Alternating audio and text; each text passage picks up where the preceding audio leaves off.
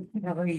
तो बेसिकली आज हम डिस्कस करेंगे अपना डेट शेड्यूल, कि बेसिकली डेट शेड्यूल किस तरीके से बनता है और उसका स्टार्टिंग पॉइंट एंडिंग पॉइंट कैसे होता है।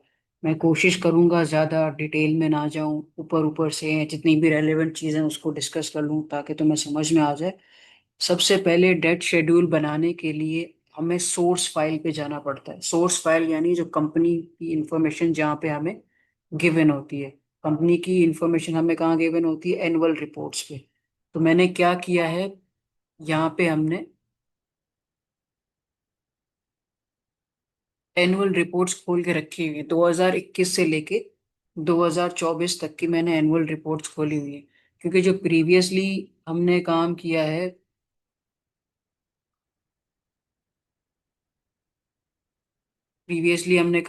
वो बेसिकली 2020 से स्टार्ट हो रहा है। तो हमें जो हमारा एक्चुअल डेटा है बेसिकली 2020 से 2024 तक हमारे पास डेटा अवेलेबल है, उसके आगे का अवेलेबल नहीं है, जो कि हमें प्रोजेक्ट करना है। तो अभी हम सबसे पहले जाएंगे 2024 की एनुअल रिपोर्ट पे, जो हमारा करंट ईयर है। क्योंकि हम डेट शेड्यूल बना रहे हैं, डेट मतलब long term loans, long term liabilities. तो भाई हमारा जो टोटल लॉन्ग टर्म लोन है उसकी ये अमाउंट है 12760,637, ये टोटल अमाउंट है। अब इस लॉन्ग टर्म लोन्स के भी थ्री पार्ट्स हैं, जो कि हम 2024 में गए तो हमें पता चला भाई ये इसके तीन पार्ट्स हैं। एक है एक टेम्पररी इकोनॉमिक रीफाइनेंस, जो कि मौजूद है 22.1 नोट में, financing for renewable energy, long term financing facilities. जो पहले लोन था जिसको हम रीपे कर चुके, उसको हमें फोकस नहीं करना, हमें आगे का देखना है। पास में जो हुआ उस लाइबिलिटीज का हमें कोई फोकस नहीं करना, हमें फोकस करना है फ्यूचर की तरफ। अब ये तीन हमारी लाइबिलिटीज हैं, how they are going to end in future, how we will make payments, interest payments, जितनी भी चीजें हैं ये हमें कैसे पता चलेंगी? जब हम इनके नोट्स पढ़ेंगे, इनका ब्रीफ पता चलेगा कि भाई ये लोन किस लिए था। ठीक है भाई। सबसे पहला जो हमारा लोन है वो कौन सा है?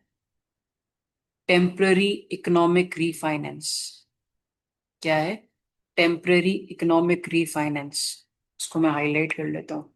टेम्पररी इकोनॉमिक रीफाइनेंस, जिसको हम प्यार से टर्फ बुला सकते हैं। सही है। The loans are repayable in quarterly, साल में 4 दफा, एंड सेमी एनुअली, यानी साल में 2 दफा इंस्टॉलमेंट में पे करेंगे। A period of 10 years, concluding up to 8 सितंबर 2032। मतलब जो लोन की लास्ट इंस्टॉलमेंट होगी या लास्ट पेमेंट होगी वो 8 सितंबर को होनी चाहिए, which include a grace period of 2 years, मतलब जिसमें 2 साल ग्रेस पीरियड भी है। ये 10+2 भी हो सकते हैं या 8+2 भी हो सकता है। And are secured by hypothecation charge. Hypothecation charge मतलब कि आप over specific plant and machinery of the company, मतलब आपने कोई अपना एसेट, कोई ऐसी चीज जो आपने एज एन मॉर्गेज रखवाई हो, जिसके बेहाफ पे आपको वो लोन मिला होता है। And are secured by the way of hypothecation charge, मतलब अगर हम ये लोन रीपे नहीं कर पाए तो हमारे प्रॉपर्टीज, ये जो एसेट वगैरह है वो जिसने हमें लोन दिया वो ले लेगा। These facilities carry markup ranging from 1.5% to 2.5%, which is payable in arrears. The gross amount of loan outstanding as at the reporting date includes PKR 55085 1.99 million obtained under Islamic mode of financing। सही है। अब इसने हमें basically loan के बारे में बता दिया कि भाई 2 साल ग्रेस पीरियड था, 10 साल का लोन था। इसकी जो लोन जो रीपेबल है वो क्वार्टरली होगा और सेमी एनुअली इंस्टॉलमेंट्स होंगी। सही है। और 2 साल का ग्रेस था, ये सब उसने हमें लोन के बारे में बता दिया। और मार्कअप जो है 1.5 to 2.5%, which is payable in arrears. This gross amount outstanding as reporting date. और जो हमारा 30 जून 2024 तक का जो आउटस्टैंडिंग लोन का अमाउंट है वो है 5585, 5 million 5, मतलब जो भी ये अमाउंट इतना हमारा है। तो ये हो गया टर्फ। अब इसी तरीके से दूसरा है, the company entered into the long term loan agreements with XYZ banks under the renewable energy scheme of the state bank of Pakistan. मतलब ये भी जो लोन है स्टेट बैंक ऑफ पाकिस्तान की तरफ से है फॉर रिन्यूएबल एनर्जी, जैसे सोलर हो गया, विंड हो गया, इस तरह की सोर्सेज से जो हम एनर्जी बनाते हैं। और loans are repayable in quarterly and semi annual instalments over a 12 years। और लास्ट डेट जो इसकी होगी 2034। मतलब ये जो लोन की स्टार्टिंग डेट होगी या स्टार्टिंग ईयर होगा वो क्या होगा, 34 - 12 = 2022। सही है। तो जैसे ये ऊपर वाला भी लोन 10 years का था, तो इसकी भी स्टार्टिंग डेट क्या होगी या स्टार्टिंग ईयर क्या होगा, 2022। बाद में हम इसको कैलकुलेट करेंगे। which include a good which include a grace period of 2 years and are secured by the way of hypothecation charge over specific plant and machinery. These facilities carries a markup 3.95% to 4.7%, which is payable in arrears on quarterly basis। मतलब जो markup है वो quarterly basis पे पे किया जाएगा। पहले उसने बताया नहीं था ऊपर वाले लोन में, इसमें हमें बता दिया उसने। The amount of loan outstanding as a reporting date includes PKR 470 million। मतलब आज अगर हम 2024 के एंड में खड़े हैं तो हमारे को अभी भी हमें 470 million पे ऑफ करने हैं। सही है। Obtained under Islamic mode of financing, ये भी इस्लामिक मोड ऑफ फाइनेंसिंग है। अब तीसरा जो लोन है या जो वो है लॉन्ग टर्म फाइनेंसिंग फैसिलिटी। वो क्या है, long term financing facility, LTFFF। बाकी ज्यादा डिटेल्स में इसलिए नहीं पढ़ रहा, शायद इतना रेलिवेंट नहीं है हमारे लिए। और ये तीनों loans state bank of Pakistan की तरफ से। The loans are repayable in semi annual instalments over a period of 10 years। और ये इसकी भी जो फाइनल डेट है वो July 18, 2032 है। Grace period again 2 years। इस कंपनी के साथ सेम है, हो सकता है डिफरेंट लोन्स के साथ डिफरेंट कंडीशंस हो। Are secured by hypothecation charge over a specific plant and machinery. The facility carries markup 2.5 to 8%। ये मार्कअप भी बता दिया। The amount of loan outstanding as at the reporting date includes this. ये सारी चीजें हमें उसने बता दी। तो उसने बेसिक डिटेल तो हमें दे दी है। ठीक है। अब ये जो सारे लोन जो कोई 10 साल का है, कोई 12 साल का है, और तो मतलब मुझे 10 साल पीछे जाना पड़ेगा। अगर मैं 2032 में हूं तो मुझे 10 साल पीछे जाना पड़ेगा। तो अगर मैं 10 साल पीछे जाऊंगा तो मुझे प्रोबेबली 21 और 2022 की एनुअल रिपोर्ट देखनी पड़ेगी। उसमें देखना पड़ेगा कि ये मेरी लॉन्ग टर्म लायबिलिटी या जो लॉन्ग टर्म फाइनेंसिंग है वो स्टार्ट कैसे हुई थी। और उस तरीके से उस बेसिस पे हम कैलकुलेशंस करेंगे सीक्वेंसली टाइम वाइज। फिर उसके बाद हम इसका पूरा शेड्यूल बनाएंगे। आई होप यहाँ तक कोई मसला नहीं है। ठीक हो गया।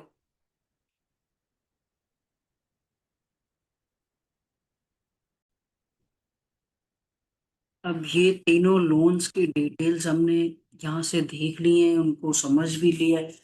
अब बेसिकली ये जितना भी इंफॉर्मेशन हमें मिला है उसको हमें ट्रांसफर करना है एक्सेल में, जिसकी मदद से फिर हम अपना फाइनेंशियल मॉडल बनाएंगे।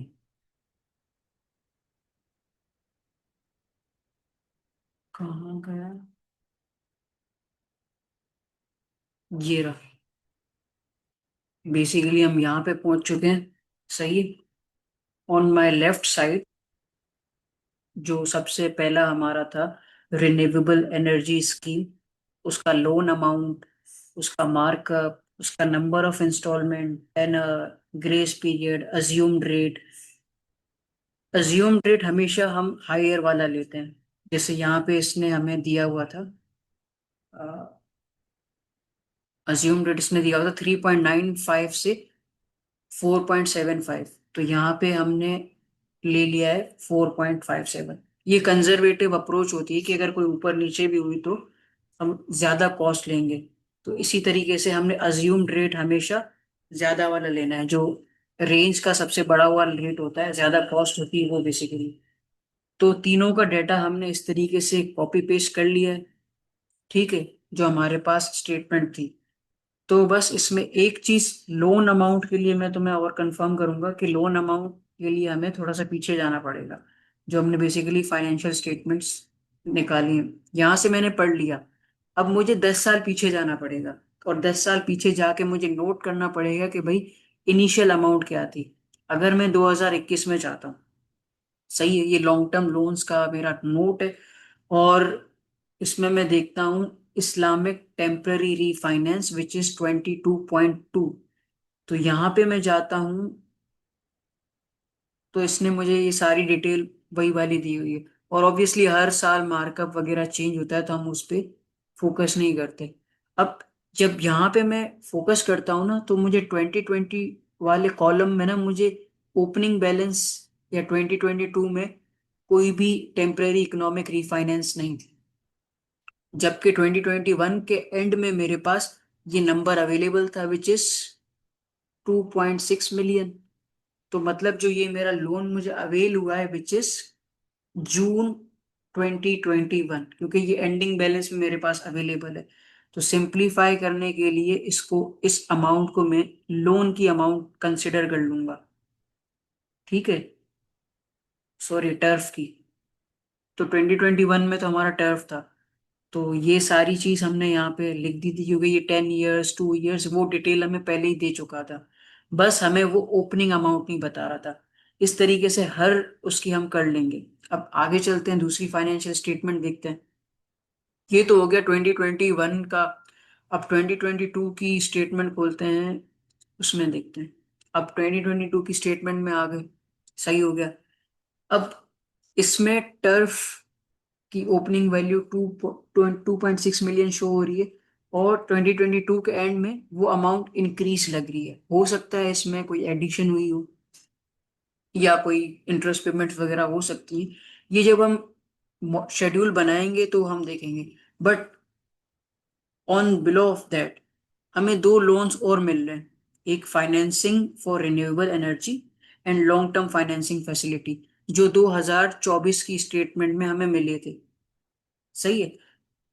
तो बेसिकली अब ये जो दोनों लॉन्ग टर्म लोन्स हैं या जो लाइबिलिटीज हैं हमारी, वो 2022 से स्टार्ट हो रही हैं, which last for 10 year including a 2 year grace period. एक 12 साल का लोन था और एक 10 साल का लोन था। तो ग्रेस पीरियड का मतलब क्या होता है? ग्रेस पीरियड का मतलब ये होता है बेसिकली कि उस पीरियड में आप लोन को रीपेमेंट नहीं करोगे, रीपे नहीं करोगे। हाउएवर आपने लोन ले लिया लेकिन उसकी इंटरेस्ट पेमेंट दोगे। तो और एक हाइपोथिकेशन चार्ज था, उसका भी मैं तुम्हें क्लियर कर देता हूँ गूगल से। Hypo hypothecation charge, what is mean what is the hypothecation charge? Means using an asset as an collateral for a loan without giving up possession of the asset। जैसे मैंने तुम्हें कहा था कि भाई अपना एसेट है जो तुम वो उसकी ओनरशिप गिरवी रखवा देते हो, स्टेक पे रखवा देते हो कि भाई अगर मैं आपको पैसे नहीं दे सका तो आप ये मेरा एसेट टेक ओवर कर सकते हो without giving the possession of the asset. ऐसा ही है। अब यहां तक तो हम पहुंच गए, इसकी ओपनिंग बैलेंसेस हमें मिल गए, और ये जो बैलेंसेस हैं बेसिकली हमने यहाँ पे इस कॉलम पे पुट कर दिया। सही है। अब लोन का शेड्यूल बनाने के लिए हमारे पास डेटा तो आ गया, हर लोन की स्पेसिफिक डिटेल्स हमारे पास आ गई। तो बेसिकली अब ये कैलकुलेट कैसे होगा? इसका सिंपल है कि आपके पास जो ओपनिंग बैलेंस है उसमें आप इंटरेस्ट ऐड करोगे, उसमें एडिशंस करोगे, और माइनस करोगे प्रिंसिपल रीपेमेंट, तो उसके पास आपके पास आ जाएगी टोटल पेमेंट। सही है। Total payment, sorry, total payment कैसे आएगी? टोटल पे आप क्या करोगे, एक तो आप इंटरेस्ट पे करोगे और आप एक रीपेमेंट करोगे। तो उस क्वार्टर का, उस 6 मंथ्स का, उस ईयर का टोटल पेमेंट हम जैसे जैसे वर्टिकली हम करते जाएंगे वो हम देखते जाएंगे। और लास्ट में क्या होगा, तीनों का ऐसे ही होगा। लास्ट में क्या होगा कि हम इन सब इंफॉर्मेशंस को कंसोलिडेट कर लेंगे, तीनों की एंडिंग बैलेंसेस को कंसोलिडेट कर लेंगे, तीनों की फाइनेंस चार्जेस यानी, और finance charges for the income statement, मतलब उसके फाइनेंस चार्ज होती कितनी है और इनकम स्टेटमेंट में कितनी आती है। और current portion of long term loans वो माइनस करेंगे, current portion of long term loans annual, ये सारी चीजें हमें वहां पे गिवन है। और नेट रीपेमेंट हमारे पास आ जाएगी। तो ये जो है लोन्स की इंफॉर्मेशन तो हमारे पास आ गई। हमारा जो टेन्योर स्टार्ट हो रहा है वो बेसिकली, सॉरी, काम है। हाँ, हम यहाँ पे आ गए। जैसे कि 2019 से लेके 2019 तक या 2080 तक हम अपना पूरा मॉडल बनाएंगे। तो 2024 तक तो हमारे पास डेटा अवेलेबल है, यानी यू कैन से जून 2024 तक हमारे पास डेटा अवेलेबल है। तो उसको हम उस हिसाब से फिल करते हुए जाते हैं। ठीक है। हम क्या करते हैं, सिंगल सिंगल लोन के हिसाब से करते हैं। सही है। सबसे जो पहला हमारा है वो हमें turf, the temporary economic refinance scheme. और टेम्पररी रीफाइनेंसिंग जो स्कीम है वो मुझे मिली थी 2021 के एंड में, ऐसे ही है। तो मैं क्या करता हूँ आपको प्रूफ करने के लिए दोबारा 2021 की स्टेटमेंट पे जाता हूँ। Here I can see Islamic temporary economic refinance 2020 में जीरो है, but at the end of the business year या फाइनेंशियल ईयर वो अमाउंट मुझे अवेलेबल है, विच इज 2.6 मिलियन समथिंग। सही है। तो हम क्या करेंगे, ये क्लोजिंग वैल्यू पुट कर देंगे। यहाँ पे हमने क्या कर दी, वो अमाउंट पुट कर दी। सही है। सिंपली इसको हमने क्या किया, इक्वल्स टू दबा के यहाँ लोन अमाउंट से लिंक कर दिया। ठीक है। अब अब 2021 का सीन क्लोज हो चुका है। 2021 का सीन क्लोज हो चुका है। क्लोज हो क्यों चुका है, क्योंकि साल के आखिर में मिला था। और हमारे पास ग्रेस पीरियड कितना था, 2 इयर्स। तो मतलब 2 इयर्स तक हम कोई भी प्रिंसिपल की रीपेमेंट नहीं करेंगे। 2 इयर्स तक हम प्रिंसिपल की कोई भी रीपेमेंट नहीं करेंगे। सही है। और 2022 में कोई एडिशन हुआ था, एडिशन हुआ था। ये हमें कैसे पता, क्योंकि ये चीज हमने यहां से वेरीफाई की थी। जब मैं 2022 में गया तो टेम्पररी इस्लामिक रीफाइनेंस में, अब उसका क्लोजिंग बैलेंस ये आ रहा था, उसका क्लोजिंग बैलेंस ये आ रहा था। तो इसको मैंने क्या किया, साइड में यहाँ पे कॉपी कर लिया कि भाई मेरा क्लोजिंग बैलेंस यहाँ पे ये आना चाहिए। ठीक है। वैसे फॉर्मूला हमने क्या किया था कि opening plus addition minus principal repayment equals to ending balance. अब मुझे ये पता तो है कि मेरा एंडिंग बैलेंस ये है, लेकिन बट यहाँ पे हम क्या करते हैं, अ, यहाँ पे हम लगाते हैं,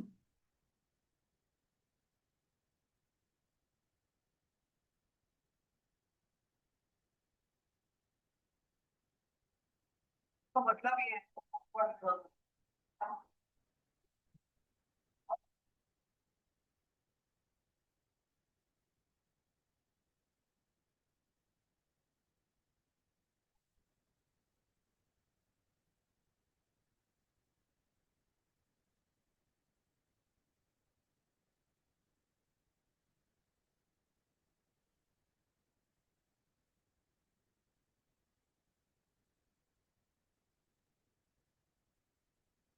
अब हम इस पे एक फॉर्मूला अप्लाई करेंगे। आई होप मेरा एक्सेल चल जाए, बार बार हैंग हो रहा है। तो यहाँ पे मैं क्लिक करूंगा और डेटा पे जाऊंगा। डेटा पे जाने के बाद I will click on what if analysis पे क्लिक करूंगा। और व्हाट इफ पे क्लिक करने के बाद गोल सीक सिलेक्ट करूंगा। तो सेल तो मेरा यही है, और उसकी वैल्यू क्या होनी चाहिए। एक सेकंड, ये ऑलरेडी हुआ है ना, तो लेट्स डिलीट दिस। अब मैं यहाँ पे क्लिक करता हूँ, क्योंकि वो फॉर्मूला लगा हुआ है तो ऑब्वियसली मुझे फॉर्मूले को डिस्टर्ब किए बगैर ये सारी चीज करनी है। तो जाऊंगा व्हाट इफ एनालिसिस पे, गोल सीक, मतलब मेरा गोल है कि जो मेरा एंडिंग बैलेंस है वो ये होना चाहिए। तो सेल तो मैंने सिलेक्ट कर लिया, और उसका वैल्यू क्या है, ये वैल्यू में टाइप करनी पड़ेगी, 488251। ये मेरी वैल्यू हो गई। अब वो बोल रहा है कौन सा रेफरेंस सेल। रेफरेंस सेल इस, मतलब जो एडिशन वाला, क्योंकि मुझे इतना मेजर चेंज तो एडिशन में ही हो सकता। उसको मैंने क्लिक किया ओके। तो ऑटोमेटिकली ये मुझे मेरा अ, वो दे देगा, एडिशंस बता देगा। ठीक है। यहाँ तक पहुंचने के बाद जून 2020 का भी सीन क्लियर हो गया। अब सिंपली क्या है कि भाई इस वैल्यू को मुझे यहाँ पे लिंक करना पड़ेगा। S38 करा हुआ है, लिंक हो गया। इसी तरीके से यहाँ फॉर्मूला वगैरह लगा हुआ है। तो यहाँ पे वो क्लोजिंग अमाउंट भी आ गई। अब जाते हैं, क्योंकि 2 साल तक मुझे कोई वो नहीं करना, ग्रेस पीरियड है, प्रिंसिपल रीपेमेंट भी नहीं, इंटरेस्ट भी नहीं है, यहाँ पे लिखा हुआ था।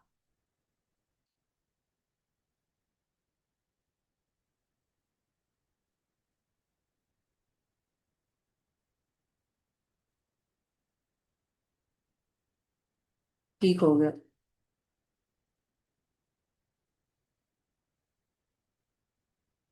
अब 2023 में आ गया ना, 2023 की स्टेटमेंट खोलते हैं।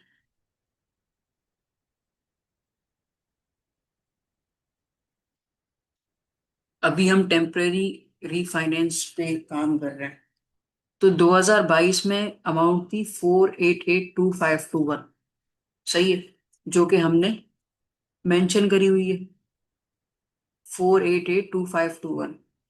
अब जून 23 के यानी क्लोजिंग में उसकी वैल्यू क्या आ रही है, 5508,080। तो मतलब ये मेरा गोल है कि मेरा क्लोजिंग बैलेंस डेट शेड्यूल में भी यही आना चाहिए। तो मैं इस चीज को कॉपी कर लेता हूँ, यहाँ पे लिख देता हूँ 5508,080। ये मैंने यहाँ पे लिख दिया, सही हो गया। अब मैं इस चीज पे वापस वही चीज अप्लाई करता हूँ, गोल सीक वाली। यहाँ पे क्लिक किया, डेटा में गए, व्हाट इफ एनालिसिस पे क्लिक किया, गोल सीक को सिलेक्ट किया, और एक विंडो ओपन हो जाएगी। ये हमसे वैल्यू पूछ रहा है, वैल्यू पूछने के लिए 5508,080,080 सिलेक्ट किया। कौन सा सेल बोल रहे हैं भाई, एडिशन वाला सेल। कौन सा सेल, एडिशन वाला सेल। इस पे क्लिक करेंगे। This is how again it will be working. और ये हम चीज अप्लाई करेंगे दूसरे सिनेरियोज में भी। तो ये यहाँ तक हो गया। अब मेरे लोन लिए हुए 2 साल कंप्लीट हो चुके हैं। लोन को लिए हुए 2 साल कंप्लीट हो चुके हैं। तो अब कैलकुलेट करते हैं अपनी मेन चीज।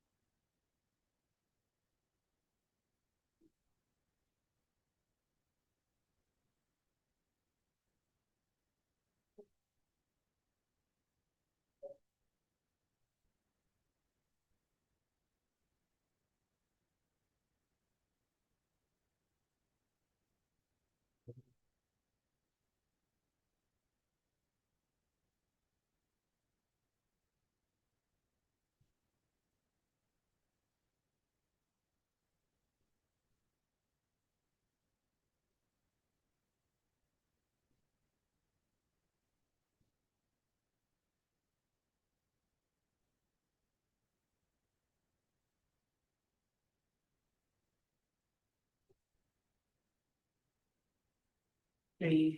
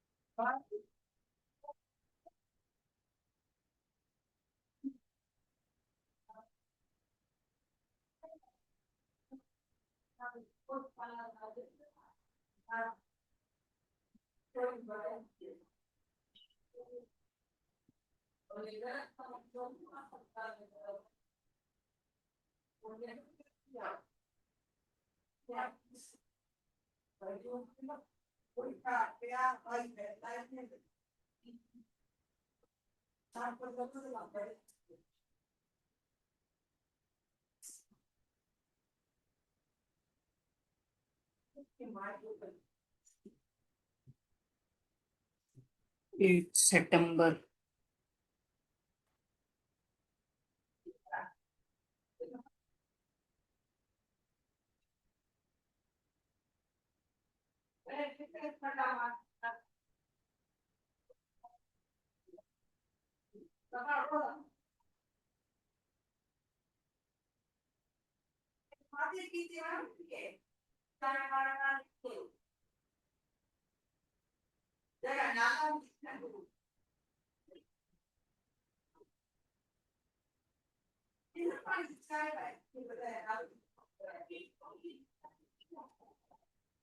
यार हम 2021 से लेके 2023 तक अपना काम कर चुके हैं।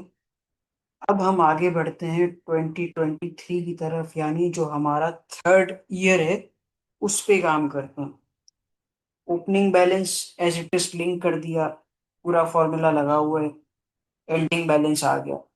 सेकेंड क्वार्टर में हम जैसे जाते हैं, ठीक है, उसको लिंक कर दिया। और अभी तक फिलहाल तो कोई इंटरेस्ट पेमेंट वगैरह भी नहीं है, क्योंकि वो हम साल के आखिर में देंगे, मतलब 2024 के बाद। तो ये दो क्वार्टर्स तो ऐसे ही चले गए, तीसरा भी ऐसे चला गया। अब ये जून 2024 है, मतलब अगर आप देखो, जून 2021, सॉरी, हाँ, 2022 के एंड से जून 2024 तक 2 साल हो गए कंप्लीट। पहले शायद मैंने बोल दिया था, बट 2 साल अब पूरे कंप्लीट हो चुके हैं। मतलब 2 साल प्लस 6 महीने। तो हम क्या करेंगे, पहली इंटरेस्ट पेमेंट भी देंगे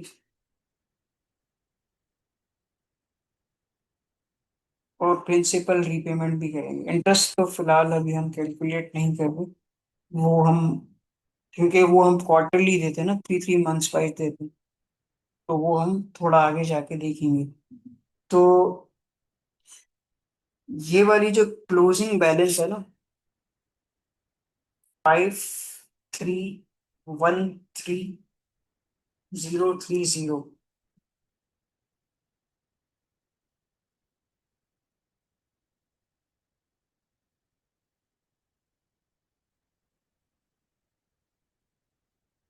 ये प्रिंसिपल रीपेमेंट कैसे आया ये मैं तुम्हें बता देता हूँ। इसको मैं, इसका बेसिकली मतलब क्या है कि जो आपका ओरिजिनल अमाउंट था, विच इज 5538, इसको हमें डिवाइड करना है 16 इक्वल इंस्टॉलमेंट्स में। मतलब ये जो अमाउंट बन रही है इसको मुझे 16 किस्तों में चुकाना है। तो मैं सिंपली क्या करूंगा, यहाँ पे इक्वल्स टू दबा के इस अमाउंट को लॉक कर दूंगा। इक्वल्स टू दबाया, इस अमाउंट पे क्लिक किया, F4 प्रेस किया, इसको कर दिया लॉक। अब इसको डिवाइड कर दिया 16 से।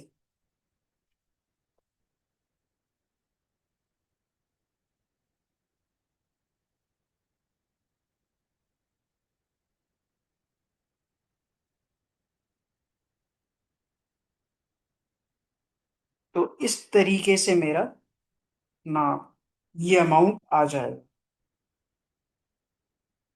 और इसी तरीके से कंट्रोल सी करेंगे इसको, यहाँ पे कंट्रोल वी करेंगे, तो ये एज इट इज पेस्ट हो जाएगा। तो ये हो गया। अब इस अमाउंट को निकालने के लिए मैं इसको कर देता हूँ डिलीट। अब मुझे अमाउंट चाहिए 531330। सही है। अगर मैं जून 24 की अमाउंट देखता हूँ तो यहाँ पे गया, सही, जून 24 में टेम्पररी इकोनॉमिक रीफाइनेंस की वैल्यू क्या आ रही है, 5313,030। तो मतलब मेरा क्लोजिंग बैलेंस या जो मेरा गोल है ये अमाउंट आनी चाहिए, लेकिन अभी आ कितनी रही है प्रिंसिपल को रीपे करने के बाद? 5163,825। मतलब अभी मैंने कोई एडिशन की होगी। तो मैं यहाँ पे क्लिक करूंगा, डेटा पे जाऊंगा, व्हाट इफ एनालिसिस पे क्लिक करूंगा, गोल सीक पे करूंगा। वैल्यू कौन सी है भाई? 5313, 5313,030। कौन सा सेल? सॉरी,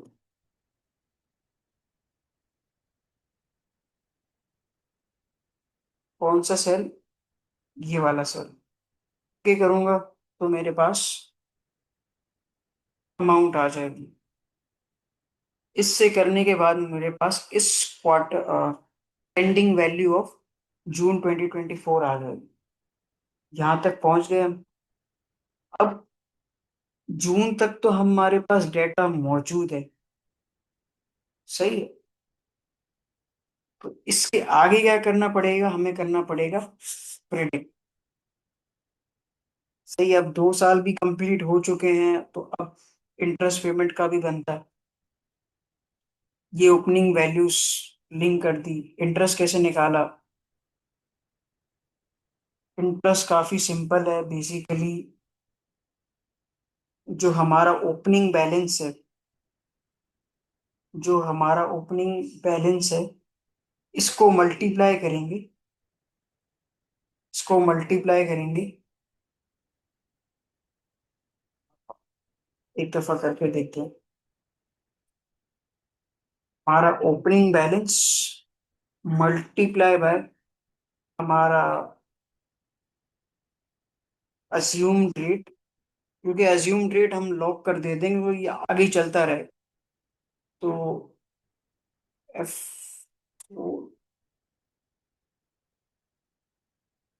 अज्यूम्ड रेट को कर दिया लॉक। सही है, अज्यूम्ड रेट को लॉक कर दिया। हमें क्वार्टरली वो चाहिए अपना, 3 मंथ्स का वो चाहिए इंटरेस्ट रेट। तो इसको मैं मल्टीप्लाई करूंगा। 3 डिवाइडेड बाय 12, डिवाइडेड बाय,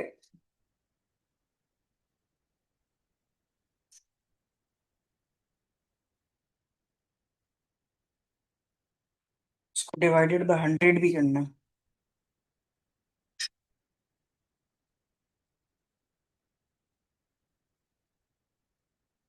और इसको मैं इस तरीके से ड्रैग एंड ड्रॉप कर दूंगा तो एंड तक यही वैल्यूज आएंगी। तो अब मुझे इंटरेस्ट रेट बार बार कैलकुलेट करने की जरूरत नहीं है। एक दफा जब कैलकुलेट कर दिया तो कर दिया। सही है। तो अब ये क्वार्टर है, इसमें कोई अभी हमने एडिशन नहीं की, वो हमें एंड वाले कॉलम में जाके पता चलेगा कि भाई हमने कोई मशीन भी खरीदी थी या क्या था।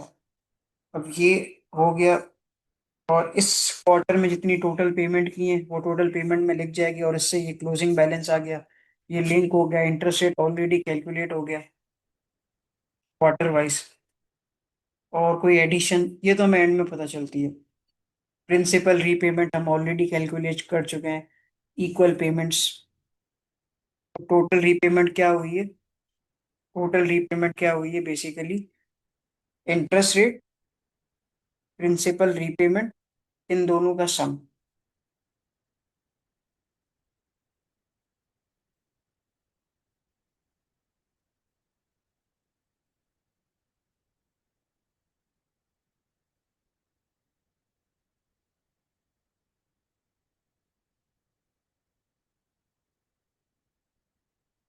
सही हो गया। तो इससे हमारे पास टोटल ये आ गया। वापस इंटरेस्ट रेट और ये सारा प्रॉब्लम ऐसे चलता गया, चल। Opening value connected, interest rate आ गया, नो एडिशन, ये टोटल पेमेंट का कॉलम।